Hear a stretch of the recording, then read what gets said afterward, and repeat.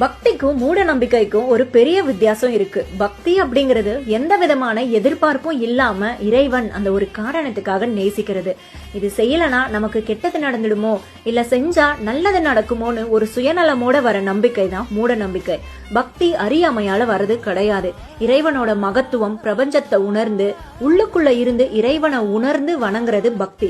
ஆனா மூட நம்பிக்கையில அறிவியல் எதுவும் இல்ல, இவங்க அது பண்ணாங்க நல்லது நடந்திருக்கு அதனால நானும் பண்றேன்னு செய்யறது மூட நம்பிக்கை. நான் எந்த பலனும் எதிர்பார்க்காம என்னோட மன அமைதி நிறைவுக்காக கோவில் போறேன்.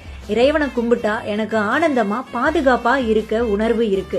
இது பக்தி. இந்த பரிகாரம் செஞ்சா எனக்கு நிறைய பணம் கிடைக்கும், அவங்க மட்டும் நல்லா இருக்காங்க, அது மாதிரி ஆகிறதுக்கு ஏதாவது பண்ணணும், இப்படி எல்லாம் எதிர்பார்ப்புகளோடு பண்றது மூட நம்பிக்கை.